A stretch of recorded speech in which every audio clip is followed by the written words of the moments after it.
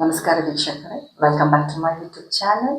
ಇವತ್ತು ನಾನು ಚಪ್ಪರದವರೆಗೆ ಪಲ್ಯ ರೆಸಿಪಿ ಮಾಡೋದು ಹೇಗೆ ಅಂತ ತಿಳಿಸ್ಕೊಡ್ತೀನಿ. ಪಲ್ಯಕ್ಕೆ ಬೇಕಾಗಿರುವ ಸಾಮಗ್ರಿಗಳನ್ನ ಒಂದ್ಸಲಿ ನೋಡ್ಕೊಳ್ಳಿ. ಬೇಯಿಸಿದ ಚಪ್ಪರದವರೆಕಾಯಿ, ಬೇಳೆ ಸಾರು ಪುಡಿ, ಎಣ್ಣೆ, ಸಾಸಿವೆ, ಕಳೆಕಾಯಿ ಬೀಜ, ಕೊತ್ತಂಬರಿ ಸೊಪ್ಪು, ಕರಿಬೇವಿನ ಸೊಪ್ಪು.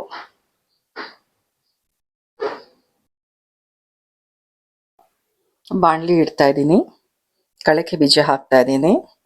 ಅದು ಚೆನ್ನಾಗಿ ನಾವು ಹುರಿಬೇಕಾಗುತ್ತೆ. ಚೆನ್ನಾಗಿ ಹುರ್ಕೊಂಡು ಅದು ಸ್ವಲ್ಪ ಕೆಂಪಗಾಗೋವರೆಗೆ ನಾವು ಹುರ್ಕೊಳ್ಬೇಕು.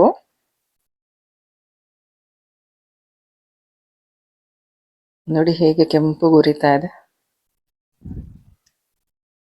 ಆಗಿದೆ. ಇವಾಗ ಕಳಕೆ ಬೀಜ ತೆಗ್ದಿದೆ, ಒಂದು ಪ್ಲೇಟ್ಗೆ ಹಾಕೊಳ್ತಾ ಇದ್ದೀನಿ. ಈಗ 2 ಸ್ಪೂನ್ ಆಯಿಲ್ ಹಾಕ್ತೀನಿ.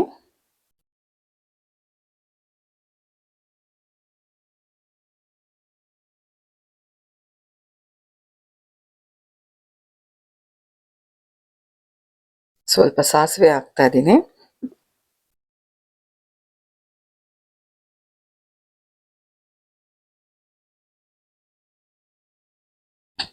ಈಗ ಕರಿಬೇವಿನ ಸೊಪ್ಪು ಹಾಕ್ತಾ ಇದ್ದೀನಿ.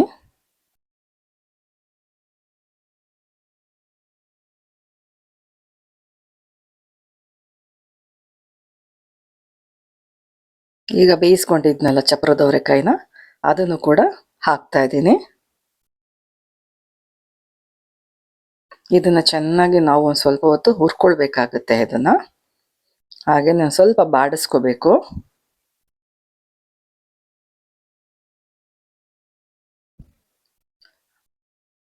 ಹಾಗೆ ಬಾಡಿಸ್ಕೊಳ್ತಾ ಇರಬೇಕು. ಅದಾದ್ಮೇಲೆ 2 ಸ್ಪೂನ್ ಖಾರದ ಪುಡಿ, ಬೇಳೆ ಸಾರು ಪುಡಿ ಹಾಕ್ತೀವಿ. ಬೇಳೆ ಸಾರು ಪುಡಿ ಹಾಕಿದ್ಮೇಲೆ ಸ್ವಲ್ಪ ಸಾಲ್ಟ್ ಹಾಕಬೇಕು.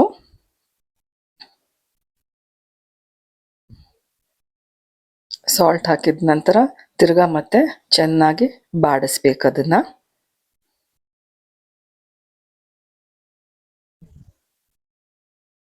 ನೋಡಿ, ನೀಟಾಗಿ ಬಾಡಿಸ್ಕೊಳ್ಬೇಕು. ನೋಡಿ ಹಾಗಿದೆ. ನೋಡಿ,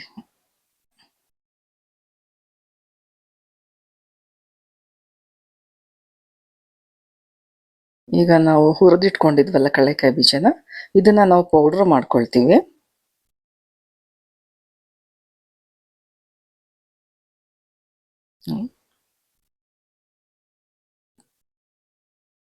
ಪೌಡ್ರ್ ಆಗಿದೆ. ಇವಾಗ ಇದಕ್ಕೆ ನಾನು ಹಾಕೊಳ್ತಾ ಇದ್ದೀನಿ.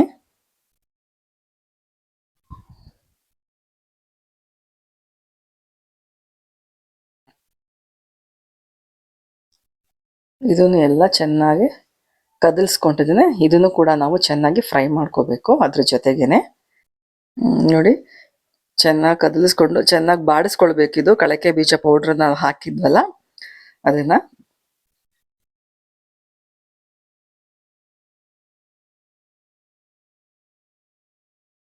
ಈಗ ಕೊನೆಯಲ್ಲಿ ಒಂದು ಸ್ವಲ್ಪ ಕೊತ್ತಂಬರಿ ಸೊಪ್ಪನ್ನ ಹಾಕೊಳ್ಬೇಕಾಗತ್ತೆ. ಹಾಕೊಂಡಾದ್ಮೇಲೆ ಇದನ್ನು ಕೂಡ ಒಂದು ಸ್ವಲ್ಪ ಫ್ರೈ ಮಾಡ್ಕೊಳ್ಬೇಕು ನೀಟಾಗಿ.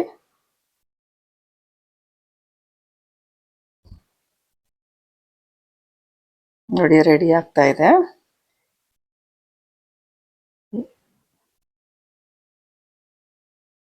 ಈಗ ಒಂದು ಸರ್ವಿಂಗ್ ಬೌಲ್ಗೆ ತಗೊಂಡಿದ್ದೇನೆ, ನಾನು ಹಾಕೊಳ್ತಾ ಇದ್ದೀನಿ.